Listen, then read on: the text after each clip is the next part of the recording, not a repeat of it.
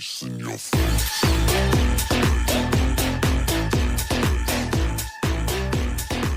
Bem, pessoal, vocês devem estar se perguntando o que a Luana está trazendo desse Mitrídates e querendo relacionar com o bolo envenenado lá do Rio Grande do Sul.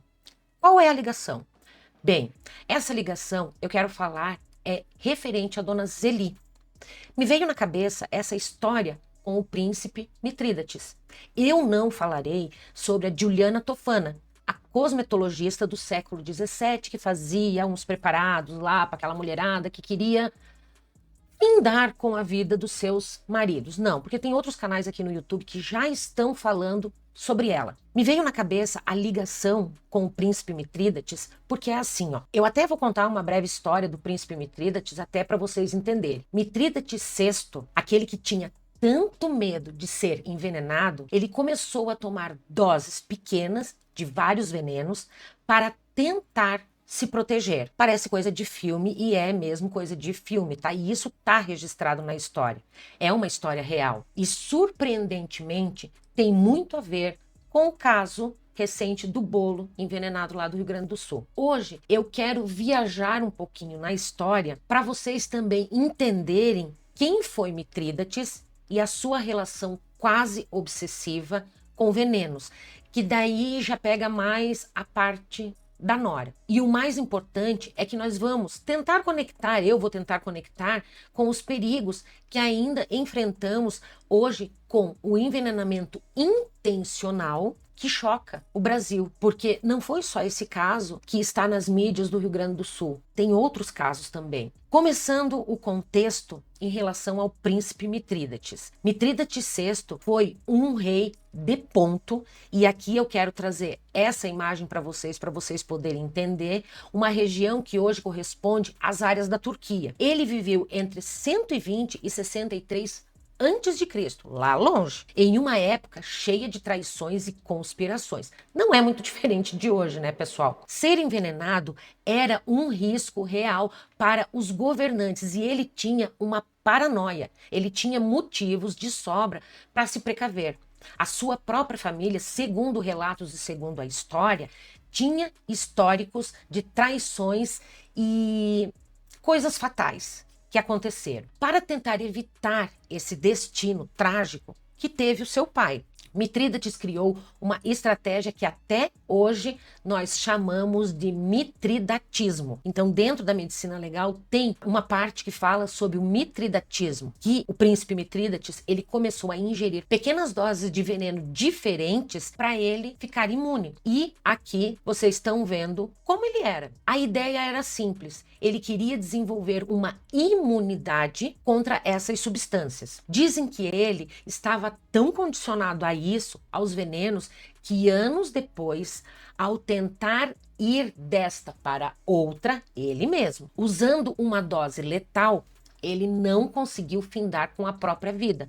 Por quê? Porque o seu corpo já estava resistente. Um final irônico para um homem que viveu com medo dos venenos. O que me veio foi o seguinte, pessoal. A dona Zeli, em setembro, junto com seu esposo, eles consumiram tal do leite em pó que já tinha uma grande concentração daquele produto que a nora começou a comprar, começou a pesquisar e começou a comprar. Ela e ele foram para o hospital, mas infelizmente ele não resistiu. E ela sim. Aí me veio esse negócio de que o corpo dela já começou a produzir anticorpos em relação a essa substância. Vocês estão tentando entrar no mesmo raciocínio que eu? Porque essa nora começou a pesquisar muita coisa em relação a esse produto. Lá em setembro, ela misturou esse produto com leite em pó. Infelizmente, o seu Paulo, ele não resistiu, acabou indo a óbito, mas a dona Zeli foi para o hospital e melhorou. O seu corpo, o nosso corpo, quando entram determinadas bactérias, vírus ou qualquer coisa assim, substâncias ou coisas do tipo, a vacina em si, eles começam a produzir anticorpos para matar aquilo que está te fazendo mal. Nesse caso, a dona Zeli, o corpo dela já começou a produzir anticorpos em relação àquele produto que a nora misturou com o leite em pó. Será que numa dessa ela sobreviveu agora, em dezembro? Porque o corpo dela já tinha uma resistência a isso, por causa disso que me veio o príncipe Mitrídates. E para vocês entenderem como é que funciona o mitridatismo, a base científica para isso.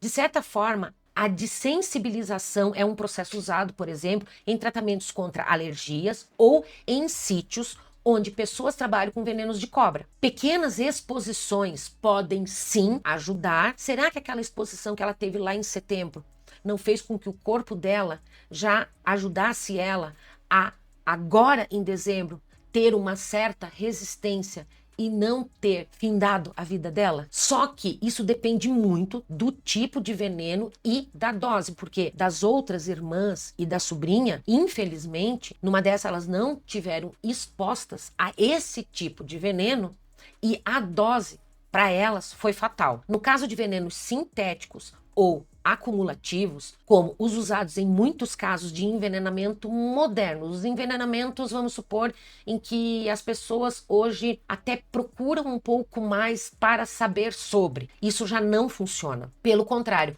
o risco da intoxicação e de findar a vida, ele é muito maior. Um exemplo é como a diferença entre tomar pequenas doses de um antídoto e ingerir substâncias que o corpo simplesmente não consegue processar. E isso nos leva ao caso da dona Zeli.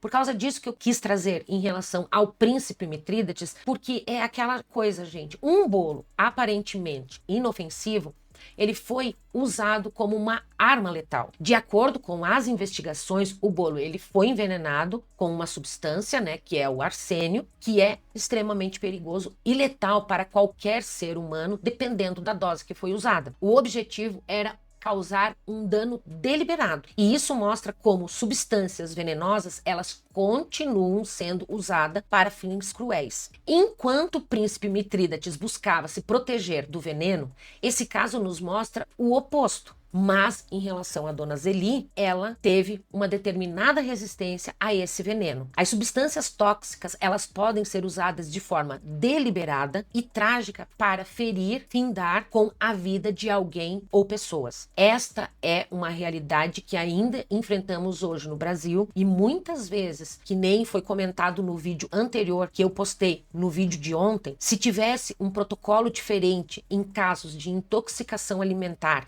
que aquela vítima que chega no hospital, no pronto-socorro, na UPA, viesse a óbito e fosse encaminhada diretamente para o SVO, seria mais fácil ver se realmente foi uma intoxicação alimentar ou se foi um envenenamento. A história Príncipe Mitrídates é um lembrete de como o medo pode moldar nossas ações até mesmo de maneiras extremas. Ele ficou tão paranoico e tão louco em relação a não querer ser envenenado que quando ele tomou uma dose cavalar, ele não morreu. Ele tentou se proteger de todas as formas de um mundo hostil, mas viveu preso em sua paranoia. Olha que doideira. Hoje nós enfrentamos desafios diferentes, porque igualmente perigoso, o uso irresponsável e ilegal de venenos pode findar com a vida de alguém. Mas a dona Zeli, na minha cabeça, isso é um conceito meu, é algo que eu lendo, eu pesquisando, me veio isso na cabeça. Ela já foi exposta a esse tipo de veneno lá em setembro. Infelizmente, o esposo dela não sobreviveu. Mas será que no caso dela não foi importante essa exposição para ela sobreviver agora em dezembro? Vamos tentar refletir sobre isso. Eu sei que após agora ela está em casa, ela está se recuperando e algumas coisas podem acontecer na parte hepática, na parte renal, pode ter consequências essa exposição dela ao veneno, ao arsênio. Mas eu espero assim do fundo do meu coração que ela tenha forças e que ela tenha, eu não digo a coragem, mas é que ela tenha força mesmo, para ela poder dar uma entrevista lá no Beto Ribeiro, sabe? Eu até não falo para mim porque eu sou uma simples mera agente de medicina legal, mas eu acredito assim que no canal do Beto Ribeiro ela vai poder expor tudo aquilo em relação à nora, do porquê, numa dessas, se ela entende o porquê dessa raiva, desse ódio que a nora tinha. Porque o que a polícia está levantando em relação a essas questões, para mim, são muito fúteis, são muito pequenas, sabe? Uma pessoa carregar um ódio por 20 anos e acabar com a vida de inúmeras pessoas que faziam parte do círculo familiar dela. Eu imagino como não está o esposo dela, que deve estar assim transtornado por tudo o que está acontecendo, porque parece-me que até o delegado já está descartando a possibilidade de ele estar envolvido nessa situação. E aí, gente, assim, eu espero do fundo do meu coração, assim, que a dona Zeli, como o corpo dela mostrou que ela tem uma saúde de ferro, sinceramente, eu espero que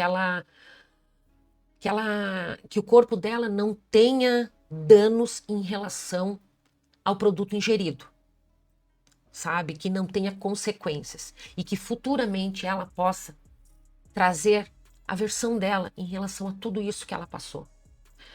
Pelo que eu estava vendo também, parece-me que a nora levou outros alimentos e líquidos lá no hospital antes da polícia ter a certeza absoluta de que ela era a pessoa que queria findar com a vida da dona Zeli.